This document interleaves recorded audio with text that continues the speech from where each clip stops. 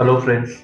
आज है 25 दिसंबर और आज का करंट अफेयर्स में हम देख लेते हैं कौन कौन सी मेजर बातें हैं आने वाले एग्जाम्स के लिए। आप अगर कॉन्शियस हैं, आप तैयारी कर रहे हैं बैंक पीओ एक्सेट्रा की, तो डेफिनेटली ये सब आपके बहुत ही काम आने वाला है। तो चलिए देखते हैं आज हम कौन कौन से पॉइंट्स को कवर करेंगे।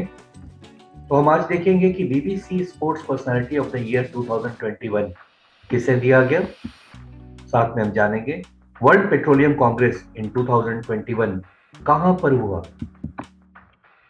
कॉमनवेल्थ वेटलिफ्टिंग चैंपियनशिप 2021 में इंडिया का रैंक क्या रहा, कितने गोल्ड मेडल इंडिया ने जीते, और हम जानेंगे कि 25 ऑफ दिसंबर को गुड गवर्नेंस डे किसके नाम पर मनाया जाता है। चलिए आगे बढ़ते हैं। आज का पहला न्यूज आ रहा है कि which state government to launch free smartphone Yojana on December 25।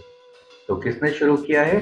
Option आपके पास है और इसका राइट आंसर है B option, that is Uttar Pradesh. जी हाँ, अटल के जन्म दिवस से युवाओं को स्मार्टफोन मिलेगा। तो वो जो गरीब स्टूडेंट्स हैं जिनके फैमिली का इनकम 2 लाख पर एनम के नीचे है, उनको ये स्मार्टफोन दिया जाएगा ताकि वो अपनी पढ़ाई को बहुत अच्छा रंग दे सकें। ये बहुत ही अच्छा इनिशिएटिव है और ये इनिशिएटिव है उत्तर प्रदेश का लैपटॉप टैबलेट वितरण योजना। क्या है यहाँ पे टेकअवेज में देख ले। The Yogi Adityanath government in Uttar Pradesh is set to launch the ambitious free smartphone Yojana on 25th December, which is the birth anniversary of senior BJP leader and former Prime Minister of India, Mr. Atal Bihari Vajpayee. अगला news आ रहा है Commonwealth weightlifting championship 2021 ये कहाँ पे हुआ और India का performance क्या रहा। फिलहाल यहाँ आपको आंसर करना है ये कहाँ पे हुआ, वर्ल्ड वेटलिफ्टिंग चैंपियनशिप 2021। और साथ में एक और चीज याद रखेंगे, यहीं पर कॉमनवेल्थ वेटलिफ्टिंग चैंपियनशिप भी हुआ और वर्ल्ड वेटलिफ्टिंग चैंपियनशिप भी इसी जगह हुआ है। तो आपके पास ऑप्शन है मनीला, ताशकंद, मिन्स्क या Colombo. The right answer is B option, Tashkent. जी हाँ, टेकअवेज देख लेते हैं। India concluded the Commonwealth weightlifting championship 2021 with 16 medals, including 4 gold. Okay, it was held in Tashkent, Uzbekistan. Now, Bindya Rani Devi was India's only medalist at the World Weightlifting Championship 2021 that was also held parallel at Tashkent. तो simultaneously या parallel चल रहा था दोनों tournament, Commonwealth weightlifting championship 2021 and world weightlifting championship. अगला point आ रहा है यहाँ पे, recently Emma Raducanu is selected as the BBC Sports Personality of the Year 2021.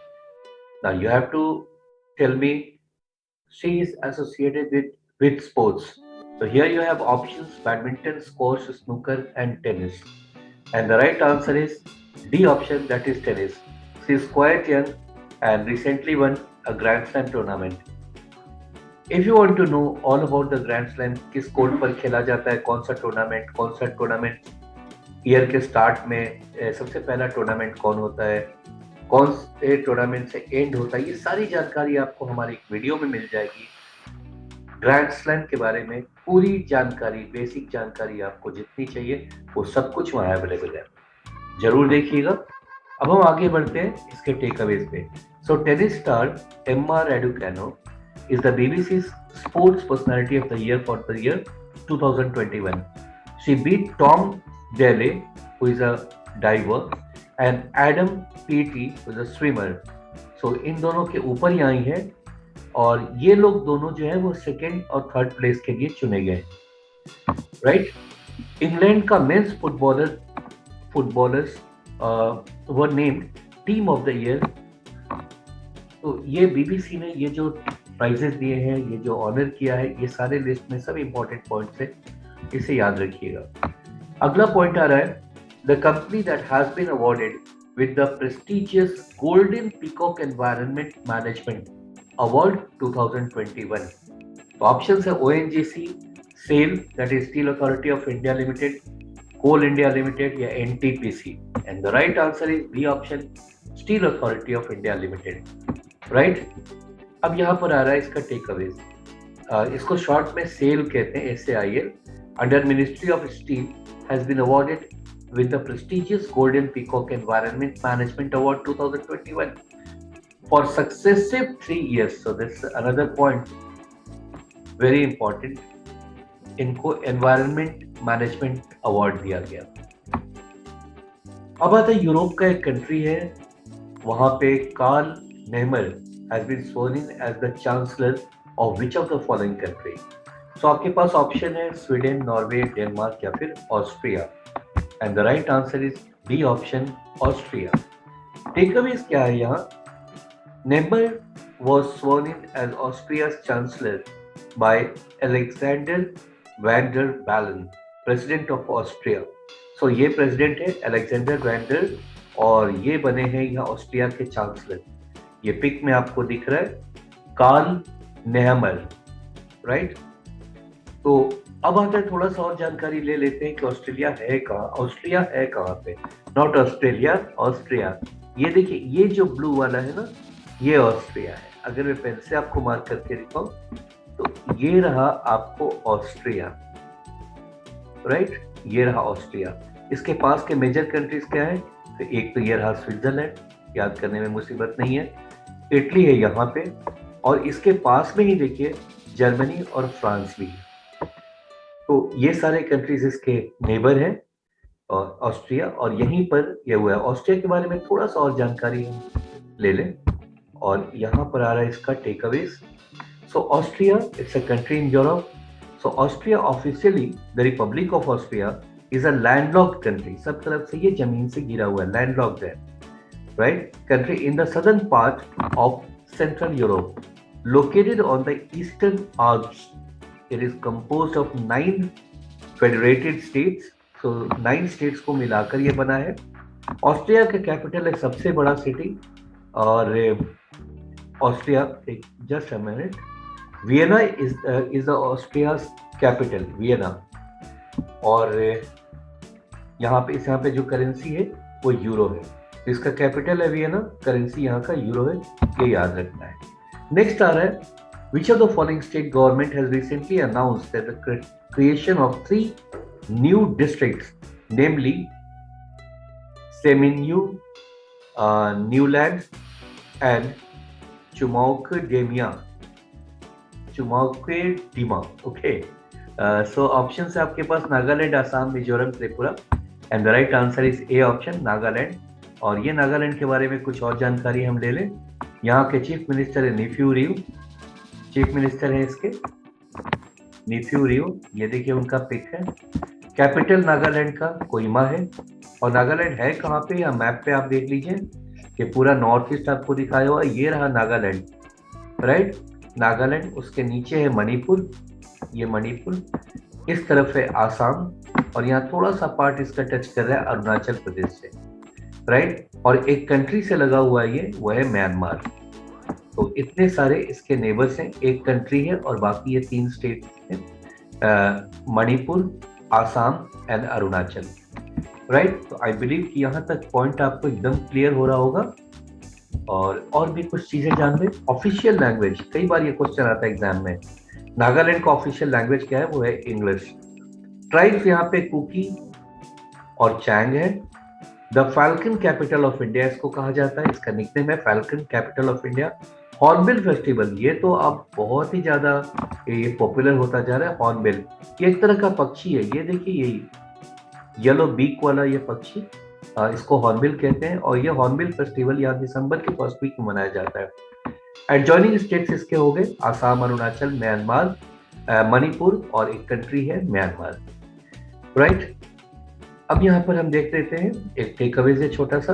The Nagaland government has announced the creation of 3 new districts, namely जो ऊपर मैंने आपको बताया। नेक्स्ट आता है, ओहो what a smiling person he is. बिल्कुल, कोई भी किसी को भी ये मौका मिले तो स्माइल तो होगा। ये बिलियनर हैं और ये जापानीज हैं।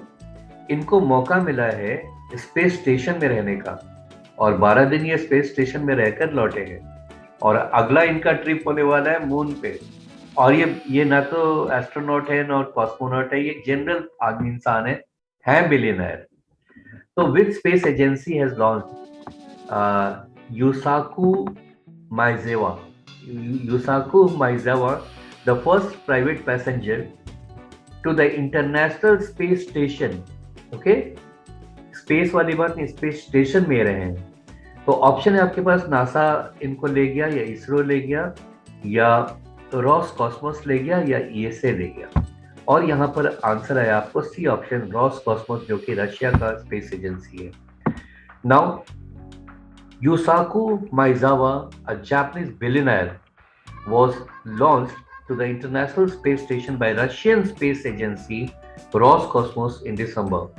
In a Soyuz spacecraft, he has returned to the Earth after spending 12 days on the International Space Station. The landing completed a successful test run for his 2023 flight to the moon with Elon Musk SpaceX. तो अगला ये moon पे जाने वाले हैं, एक आम इंसान है, बहुत अच्छा न्यूज है ये। अगला पॉइंट आ रहा है, the week from December 28 to 25 2021 would be observed in India as. तो भारत में 20 से 25 दिसंबर किस तरह से मनाया गया? तो यहाँ पर ऑप्शन है good governance week, anti corruption week, banking awareness week या Panchayati Raj week. And the right answer is A, good governance week.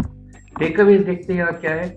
The Government of India celebrated December 20th to 25th, 2021 as Good Governance Week to create awareness about the good governance. 25th December को it is celebrated as, or it is named with Good Governance Day, and it's all related with 25th of December is related with our ex-Prime Minister Atal Bihari Vajpayee. ये उनका birthday है, उसी दिन ये good governance day मनाया जाता है। अगला पॉइंट आ रहा है और आज का लास्ट पॉइंट है आपके लिए, which country host the world petroleum congress in 2021। तो 2021 का host country world petroleum congress का कौन सा रहा है? कतर, यूएसए, ईरान या फिर Malaysia. And the right answer is B option, USA. Okay, so Houston में ये हुआ है। नाउ टेकअवेज है, world petroleum congress, the largest gathering in the industry, began in Houston, the largest city of South Central US state, Texas. More than 300 speakers are set to participate in the program and technical forums from about 70 countries and regions. Right, एक बहुत बड़ा एक gathering था जिसमें जिसका नाम है world petroleum Congress, नाम से भी क्लियर है। राइट, और 2023 का कहाँ होने वाला है, नेक्स्ट कहाँ होने वाला है, अनदर इंपॉर्टेंट पॉइंट वो याद रखिएगा, ये होगा कैलगरी जो कि कनाडा में है, वहाँ होगा। और कब होगा, डेट भी ऑलरेडी अनाउंस्ड है, 17 to 21 of September। तो फ्रेंड्स, आज का ये सारा न्यूज आपके लिए था, इंपॉर्टेंट पॉइंट, और ये स्माइलिंग फेस याद रखिएगा इनका। Thank you so much